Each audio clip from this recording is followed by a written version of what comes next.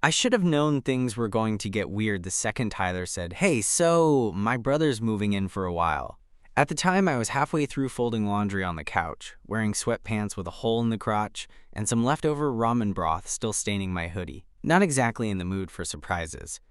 "Wait, like, moving in here?" I asked, eyes still fixed on the towel I was trying to fold into something other than a crumpled rectangle. "Yeah," Tyler said, like it was no big deal.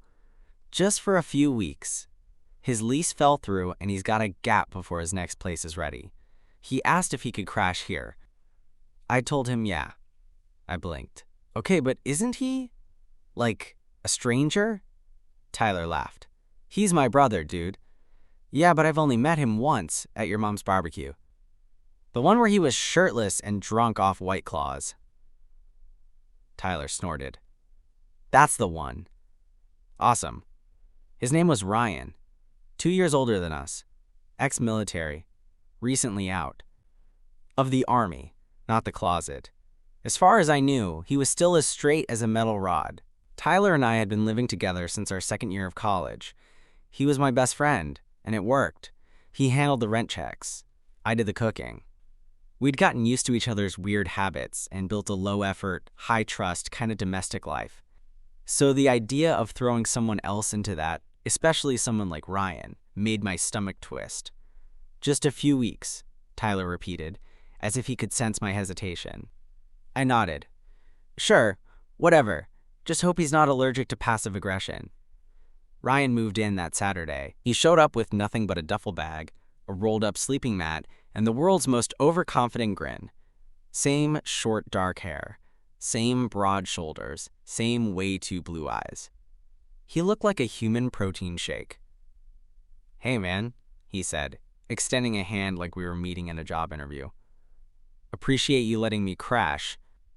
"No worries," I replied, shaking it briefly, trying not to let my eyes wander. "Make yourself at home." He dropped his bag by the couch and stretched, shirt riding up to reveal abs that looked like they'd been photoshopped onto his body.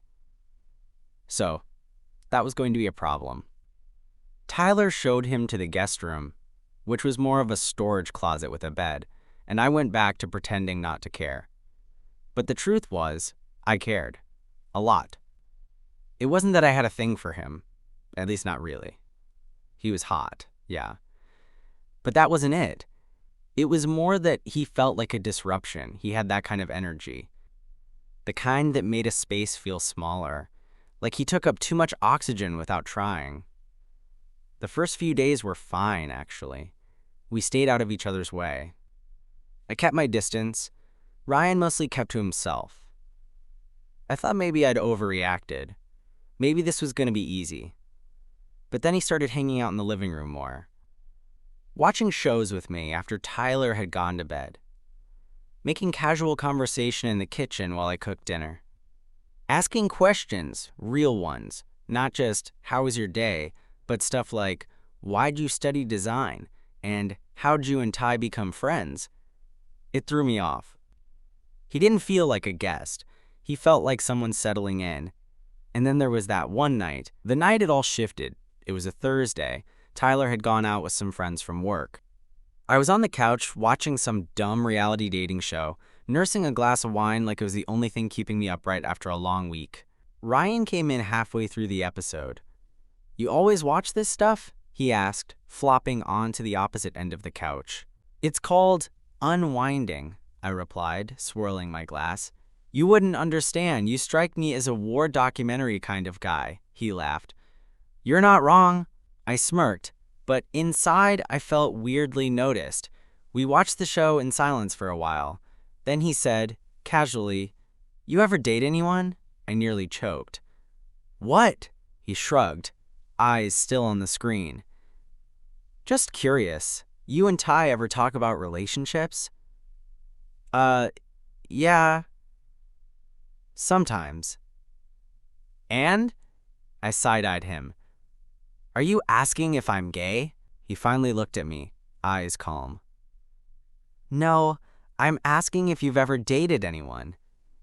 I stared at him for a second, trying to figure out if this was a trap. "Yeah." I said eventually. I've dated. Guys. Mostly. He nodded slowly. Cool. And that was it. No weird look. No follow-up. Just cool. He didn't flinch. Didn't shift away from me. Just kept watching the screen like I hadn't just handed him a piece of myself I didn't usually share with straight men who looked like underwear models. And somehow, that made it worse. Because now I was thinking about him. More than I should have. After that Thursday night, something shifted. Ryan didn't treat me any differently. He didn't suddenly start acting weird or avoid me, which honestly would have been easier. Instead, he just kept being around, like he had decided we were friends now. And maybe we were. But I wasn't sure how to be his friend. Now when my thoughts started slipping into places they weren't supposed to go. Like how his voice got lower when he was tired, or how he always stretched first thing in the morning, arms over his head, shirt riding up, just enough to make my brain short-circuit. I'd catch myself staring. Then I'd look away so fast it probably looked like I had something to hide. Which, yeah, I did. I kept telling myself it was just proximity. We were two guys sharing a small space. Of course we were going to bump into each other, share some late-night snacks, swap a few stories. It didn't mean anything. At least, that's what I told myself the night we ended up on the couch together again. It was the start of winter break, and Tyler had gone to visit his girlfriend in Chicago. I had the week off work and nowhere to be, so I stayed behind. So did Ryan. That Friday night, it was cold. Like, legitimately cold for our part of the country. The heat was cranked up, but the living room still felt drafty. I was bundled in a hoodie and joggers, burritoed in a blanket on the couch, when Ryan came in and dropped beside me without a word. He was in shorts. No socks. T-shirt clinging to his chest from a workout I hadn't seen him do. Just walked in like it was his place. Dude, I said. Do you have, like, no concept of temperature? I run hot, he said, grabbing the remote. You good with rewatching The Martian? Am I ever not? We settled in. I thought he'd stay on his side. He didn't. At some point, his leg stretched out, brushing against mine. Not in a creepy way. More like absent-minded comfort. Like it was nothing. But it wasn't nothing. My entire body tensed. You're jumpy, he said. Am I? I tried to sound casual. Failed miserably. He glanced over, that same easy expression on his face. You always this nervous around people? Or is it just me? I gave a dry laugh. You're kind of a lot, man. I don't know how to read you. That made him smile, the corners of his mouth tugging up. I get that a lot. There was a silence between us, not awkward exactly, just charged. Want some of this? He asked, holding out the blanket. My brain screamed, no. My mouth said, sure. And just like that, we were under the same blanket. I felt the shift in the couch as he leaned back. Shoulders relaxed, foot brushing mine again. This time, it stayed there. Warm, solid. Intentional? I didn't move away. I should have. Instead, I asked, so how long are you staying again? Maybe another week, he said. Depending on when my new place finishes the carpet install. Landlord's been dragging his feet. I nodded, not looking at him. Cool. But it wasn't cool. I felt like I was on the edge of something, and I wasn't sure what would happen if I slipped. Halfway through the movie, I noticed something even more dangerous. Ryan was looking at me, not watching the screen, not dozing off, looking at me. What? I asked, trying not to sound breathless. Nothing, he said. You've got this little line right here. He reached up and touched the space between my eyebrows where I guess I'd been frowning. His thumb brushed lightly across the spot, just once, and I swear I forgot how to breathe. Relax, he said quietly, hand falling away. I stared at him. He looked calm. A little amused, like he'd just poked a bear to see what it would do. You're messing with me, I said, heart pounding. Am I? I couldn't tell. That was the worst part. I didn't know if he was just being casually affectionate, straight guy comfort zone, boundaryless and chaotic, or if there was something else behind it, something intentional. He didn't lean in, he didn't make a move. He just kept looking at me like I was interesting, like I was some puzzle he hadn't figured out yet. Eventually I stood up, and mumbled something about needing to get water. He didn't stop me. But when I came back a few minutes later, heart still hammering, he was gone. Door to the guest room closed, blanket still warm on the couch where we'd been sitting. I didn't sleep that night. Not because of what happened, but because of what didn't. The next morning felt off.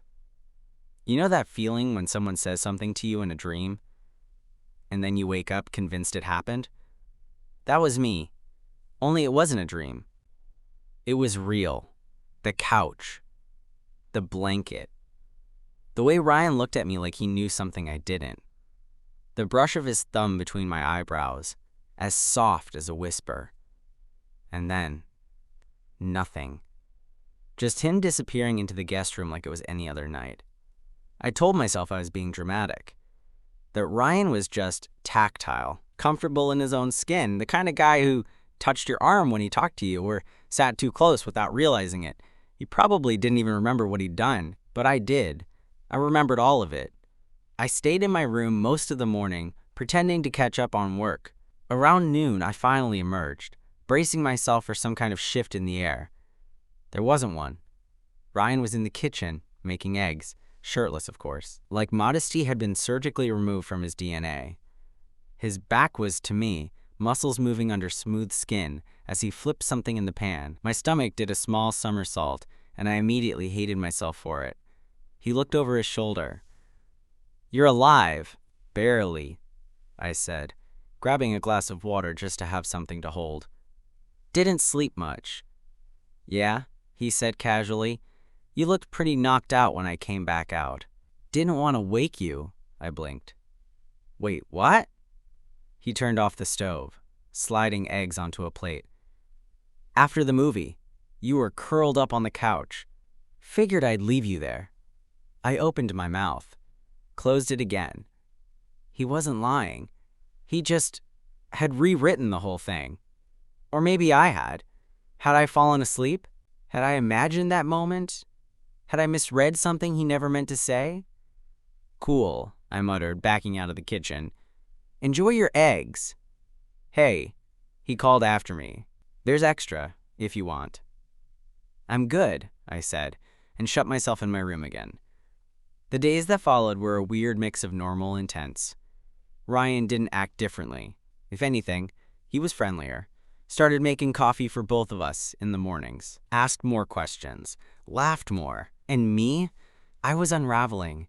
Every interaction felt loaded. Every glance. Every casual brush of his hand. Every time he leaned too close to look at my laptop screen or flopped on the couch with that same easy grin. It all felt like a test. And I kept failing. One night, after a few beers, he asked if I'd ever been in love. I stalled. "Why?" "Just curious," he said, picking at the label on his bottle. "You seem like the kind of guy who doesn't do things halfway." I stared at him. That's not an answer. He gave me that look again, intense, quiet, too open. "Once," I said eventually. "Didn't go anywhere. Why not?" "He wasn't into me like that." Ryan nodded, like that made sense, like it explained everything. Then he asked, "Did he know?" "Probably," I said. "People usually do, even if they don't want to admit it." Ryan's gaze dropped to his bottle again. "Fair enough," he muttered. We didn't talk about it after that. But the silence between us got heavier, thicker. 2 days before he was supposed to move out, I came home late from a client meeting. Tyler had sent a photo of himself drinking eggnog on his girlfriend's couch, captioned, "Hope you two aren't killing each other." I rolled my eyes and dropped my keys into the dish by the door. The apartment was dim, except for the glow from the living room. Ryan was on the floor, back against the couch, hoodie sleeves pushed up to his elbows, watching some old sci-fi movie with subtitles on. "Hey," he said without looking away. "Hey," I said, toeing off my shoes. I stood there for a second too long. I don't know why. I guess I was waiting for something. A sign. A change. He looked over finally. "You good?" I nodded. "Yeah. You look like you've seen a ghost." I shrugged. "Maybe I have." He tilted his head, watching me for a beat too long. You ever think about telling him? He asked suddenly. I frowned. Telling who what? The guy. The one you were into. I exhaled. No point. Why not? Because some people don't want to know the truth, I said, walking past him toward my room. And some truths just make things worse. But I knew the second I said it. I wasn't talking about the past. I was talking about now. About him. And I think he knew it too. The apartment felt heavier after that. Like the words I didn't want to say had been said anyway. Hanging in the air, invisible but present. Like smoke after a fire. I'd walked off like it was nothing, but I knew Ryan felt the shift. He didn't say anything, didn't press. But the next day, things were quiet. Not silent, not angry. Just quieter. Less touching, less teasing, less warmth. Like we were two people pretending not to have almost crossed a line. I hated it. I kept busy. Cleaned the whole kitchen. Took extra freelance gigs. Rearranged the apps on my phone just to feel like I was doing something productive. But no matter what I did, my eyes kept drifting toward the closed door of the guest room, listening for his footsteps, his laugh, that dumb humming he did when he cooked. I didn't even know if I was upset because he hadn't made a move, or because maybe he almost did. That night, I couldn't sleep. I lay in bed, staring at the ceiling, replaying everything in my head like a highlight reel. The couch. The blanket. The thumb on my forehead. The bottle of beer in his hand when he asked about the guy the first used to love. It was like my brain refused to let me move on until I figured it out, so I got up. It was nearly 1 a.m. The apartment was dark, quiet. I padded down the hall barefoot, not sure what I was even going to say. The guest room door was cracked open just an inch. I knocked, gently. A second later, I heard his voice, low and groggy. Yeah? I pushed the door open a little. He was lying on the bed in the dark, one arm behind his head. Shirtless, his chest rising and falling slowly in the glow from the hallway. Can I started. Do you have a minute? He sat up, rubbing his face. Yeah. What's up? I stepped inside and closed the door behind me, leaning back against it like I needed support. I don't know what I'm doing, I admitted. Ryan looked at me, still half asleep, but alert now. Okay. You're leaving in 2 days, I said, voice shaking just enough that I had to clear my throat. And I don't know what that means. He blinked slowly. What means? Any of this, I said. You, me, the blanket, the looks, that thumb thing on my forehead. What even was that?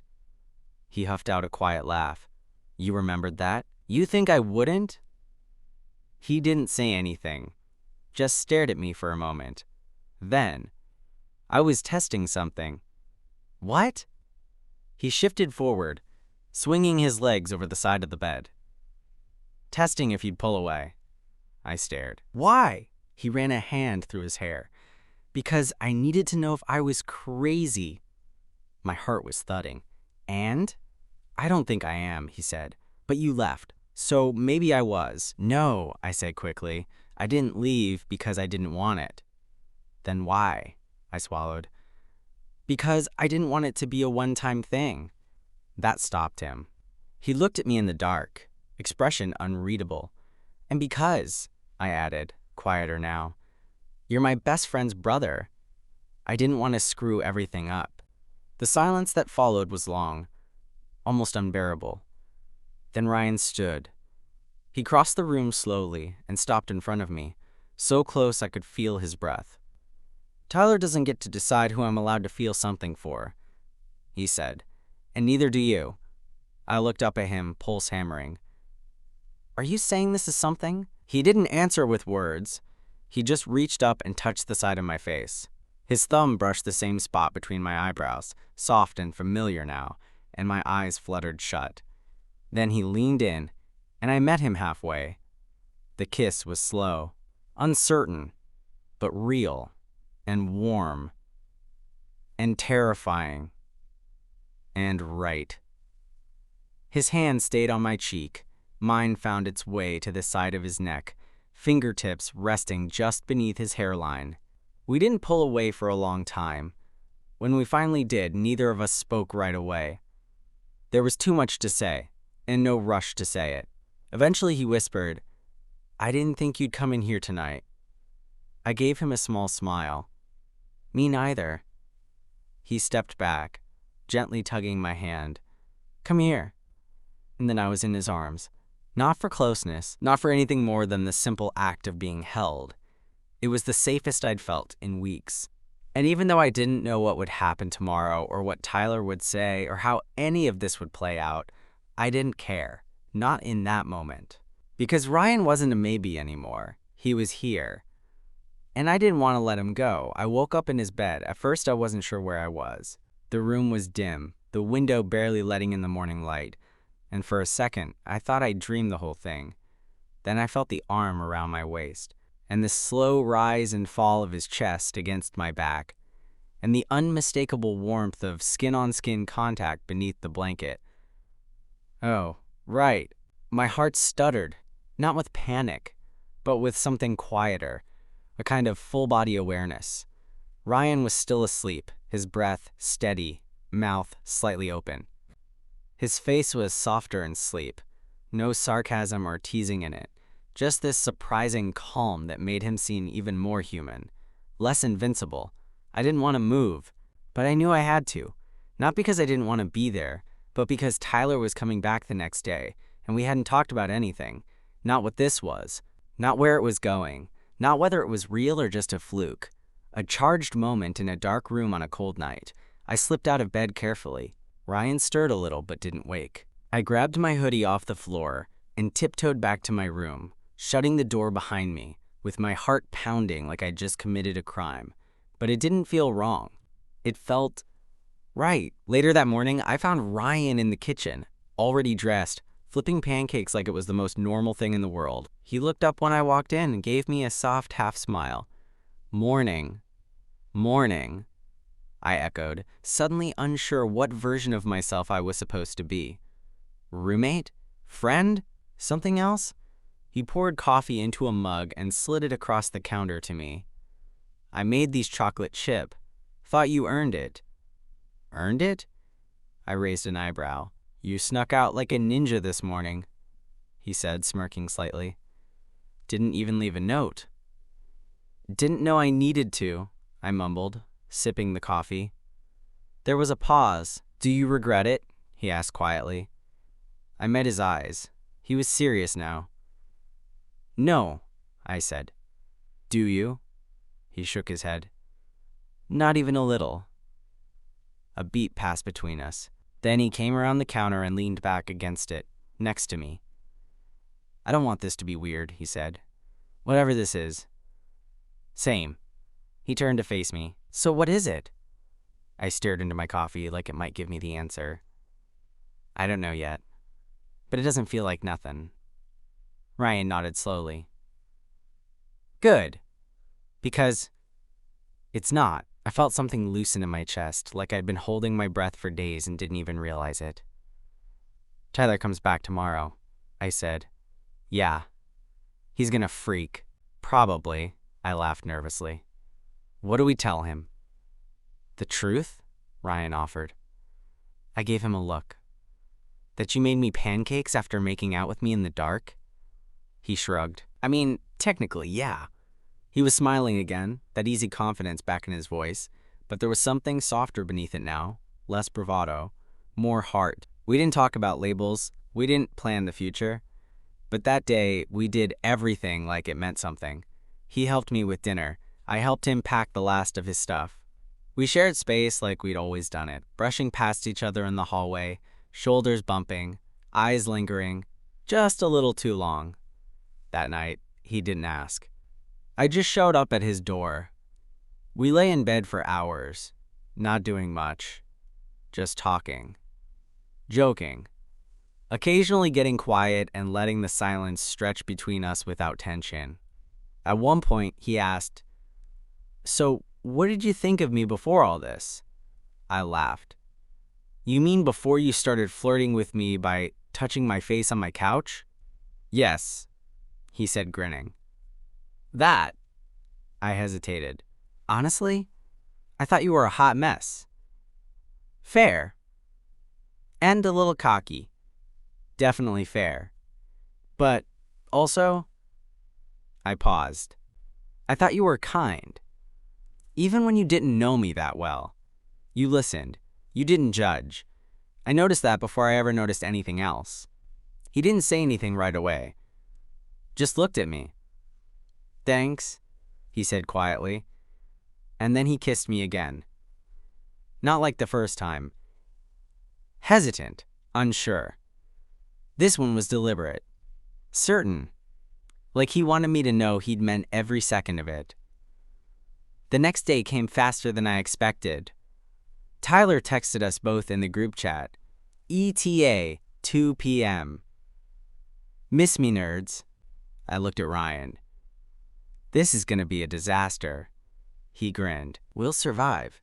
But in the pit of my stomach, I knew things were about to get complicated. I just didn't know how complicated yet. I don't know why I thought we could pull it off. Ryan and I sat on the couch like nothing had changed. Like we hadn't been sharing a bed the last 2 nights.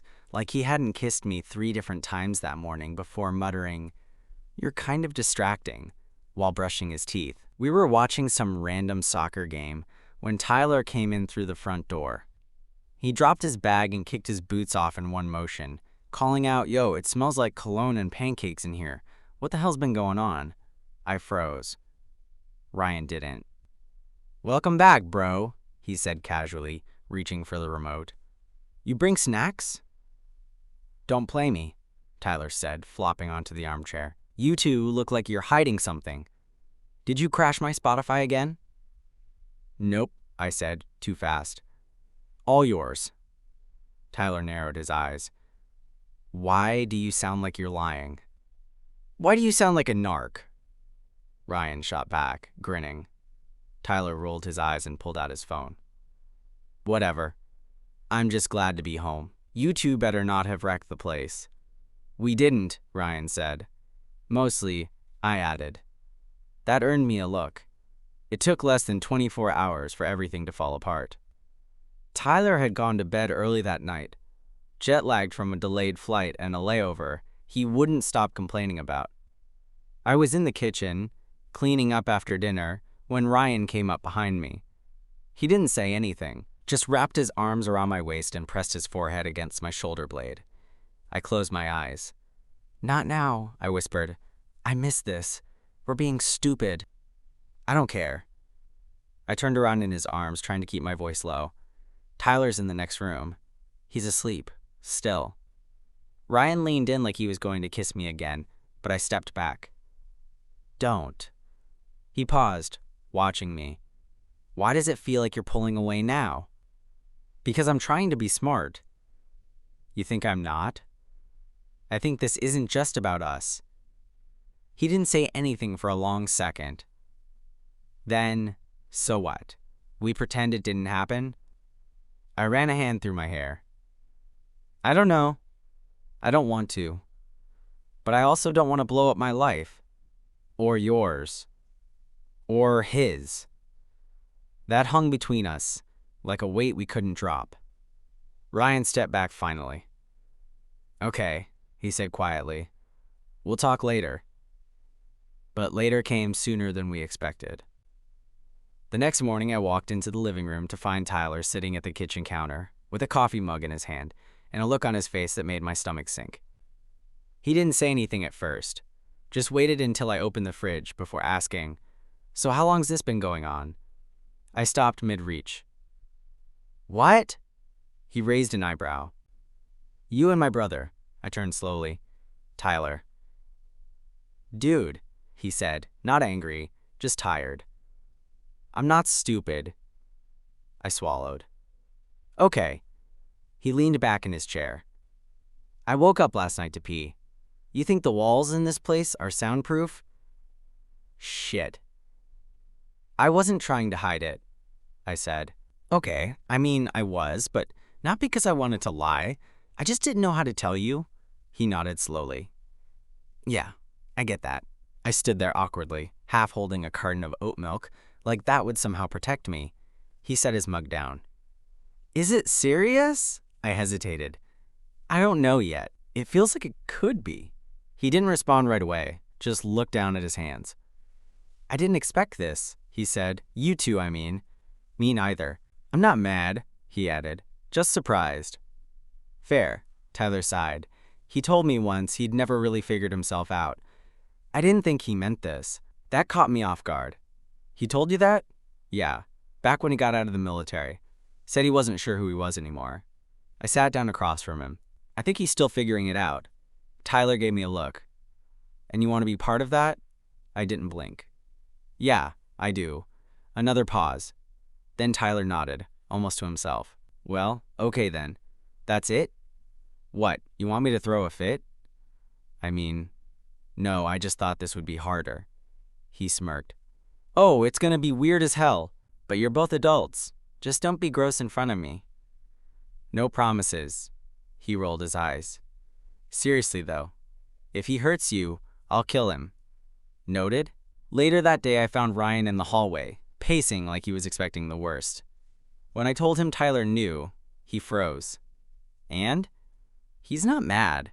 Ryan exhaled like he'd been holding his breath for an hour. Holy shit.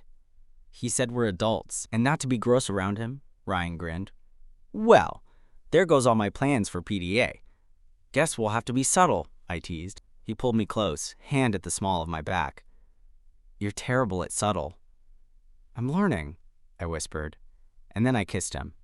Right there, in the hallway, just out of Tyler's line of sight, because maybe things were about to get weird, but at least now, they were real. The thing no one tells you about the beginning of something real? It's not all fire and drama and epic moments. Sometimes it's just Ryan brushing his teeth next to me like we've been doing it forever, or the way his hand settles naturally on the small of my back when we squeeze past each other in the kitchen. It's quiet, low-key, steady. I wasn't used to that, and neither was he. After Tyler's surprisingly calm reaction, things didn't exactly go back to normal, but they didn't fall apart either. We figured out a rhythm, a new normal. And maybe that's what scared me the most. It was starting to feel easy. A week after Tyler got back, Ryan's new apartment was finally ready. He packed up his duffel bag, helped himself to one last morning pancake, and then stood in the middle of our living room like he was forgetting something. Keys, he mumbled. Where did I... Oh! He pulled them out of his hoodie pocket with a sheepish grin. Tyler gave him a look. Gonna miss the free rent? Ryan shrugged. It's the company I'll miss. Tyler snorted. Yeah, you're definitely gonna miss sleeping in the shoebox guest room with zero privacy. Hey, it had ambiance, Ryan said, deadpan. I watched them quietly, standing by the fridge with my coffee in hand. It was weird seeing them be brothers again after everything, like two halves of a life I'd accidentally gotten wedged between. But the moment didn't feel tense. It felt settled. Ryan looked at me. You comin'? He asked casually, like we were already synced. I blinked. You want me to? He didn't hesitate. Yeah, Tyler gave me a mock glare. Ugh, take him. He's messier than you'd think. I flipped him off. He laughed. Ryan's new place was across town. Not far, but far enough that it made our usual casual hanging out impossible without effort. The apartment was nice. Modern, light, open floor plan. He had barely any furniture. We spent the afternoon setting up the basics. A bed, a desk, a couple of chairs. It felt like nesting, even if I was pretending I was just helping out. Later, we sat on the floor eating greasy takeout, the scent of garlic and soy sauce mixing with that new apartment smell, paint, dust, and potential. Ryan nudged my knee with his. So, this feels real now. It didn't before, he shrugged. It did, but now it feels like, I don't know, something that doesn't end when the lease does. I looked at him. He was nervous. Not overtly, but I could feel it in the way he didn't meet my eyes right away. the way his fingers tapped the side of the takeout box. "Is that what you want?" I asked. He nodded. "Yeah," he said. "It is." I let that sit for a moment, warm and solid in my chest. Me too. The first night I stayed over was quiet. No drama, no fireworks. We brushed our teeth. We turned out the lights. We crawled into the too-big bed and tangled up slowly, like we'd done it 100 times before. I lay there, head on his shoulder, listening to the city outside his window. Cars, wind, faint music from someone's apartment down the block. "You good?" he asked softly. "Yeah," I murmured. "You?" He hesitated. "I keep thinking about who I used to be, and who I want to be." I didn't say anything, just let him talk. "For a long time I just followed the map," he continued. "Did what I was supposed to. School, army, job, never questioned anything." He turned his head slightly, just enough for his breath to brush my temple. "You're not part of that map," he whispered. "You're something I chose." I swallowed hard. "That's a lot."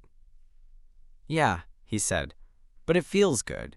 Over the next few weeks, we built something. Slowly, deliberately. Some nights I stayed over. Some nights he came back to our old apartment, just to hang out. Tyler tolerated it with impressive maturity, though he did eventually make a passive-aggressive chart labeled "noise levels acceptable after midnight" and taped it to the fridge. Ryan rolled his eyes. "I don't even live here anymore." Tyler didn't look up from his cereal, "and yet your moans echo through my vents." We never brought anything too heavy into the daylight. No declarations, no big labels, just learning how to fit together without losing who we were. One night I caught Ryan staring at me while I worked on my laptop. "What?" I asked, not looking up. He shrugged. "You look like someone I want to keep looking at." I gave him a look. "That's corny as hell," he grinned. "So?" I tried to hide my smile. "So, don't stop." And he didn't. For once in my life, someone saw me, all of me, and didn't flinch. He just leaned in closer and stayed. It was the kind of morning where sunlight spills lazily across the floor, highlighting dust motes and faint scratches in the hardwood, and everything feels suspended in time. Ryan was still asleep. His arm was draped over my waist, warm and heavy, and for a moment, I just lay there, listening to the steady rhythm of his breathing. It was comforting, grounding, and terrifying all at once. I didn't want to move. I didn't want to wake him. But I wanted to remember this. Every detail, every quiet heartbeat, every little moment that felt like it belonged only to us. I traced a finger along the edge of his shoulder, careful not to disturb him. He shifted slightly but didn't wake, just muttered something unintelligible and rolled closer. The corner of the blanket had tangled us together like some small, intimate cocoon. A soft laugh escaped me. "You're such a heavy sleeper," he murmured in response, still half in a dream, something that sounded suspiciously like my name. I felt my chest tighten. That sound, that small acknowledgement, it was enough to make everything else fade. Eventually he woke properly, blinking up at me, eyes still hazy but focused. "Morning," he said, voice rough and low. "Morning," I whispered back. We didn't talk much at first, just lay there, fingers intertwined, bodies pressed together, in the quiet intimacy of shared space. Breakfast could wait. The world could wait. For the first time in weeks, maybe months, nothing felt like it needed to be fixed. At some point, Ryan sat up, stretching. His hair fell into his eyes, and I couldn't help but smile. "You okay?" I asked. "Better," he said, meeting my gaze. "Much better." I nodded. "Me too." Then, as if acknowledging the unspoken, he leaned forward and kissed me. Not tentative this time, not testing boundaries or seeing if I'd pull away. This was deliberate. Certain, like he'd been holding back just to savor the moment, and now he didn't have to. I kissed him back, letting everything I'd been holding in, the hesitation, the desire, the worry, the quiet longing, spill into that single act. His hand slid along my back, pulling me closer, and I realized how much I'd wanted this, wanted him. without even admitting it to myself. When we finally broke apart, we were both smiling, breathless. The tension of uncertainty, the fear of what-ifs, the weight of everything unspoken, all of it had melted away. "I think this," he said, brushing a thumb across my cheek, "is the start of something." I nodded. "Yeah, something real." And it was. Because for once, there was no pretending, no hiding, no standing on the edge of a moment. We were here, together, and it felt like home. The apartment wasn't too small. The walls weren't too thin. The couch wasn't too narrow. Everything else, the doubt, the questions, the uncertainty, could wait. Because right now, this was enough. Ryan leaned back against me, fingers still laced with mine. I rested my head against his shoulder, feeling the warmth, the steady heartbeat, the certainty of his presence. And for the first time in a long time, I believed it wouldn't just be a week, it wouldn't just be a month. This was the beginning of something lasting. We didn't need to name it yet. We didn't need to plan the future. All that mattered was the quiet, steady certainty that we had found each other, and that was more than enough.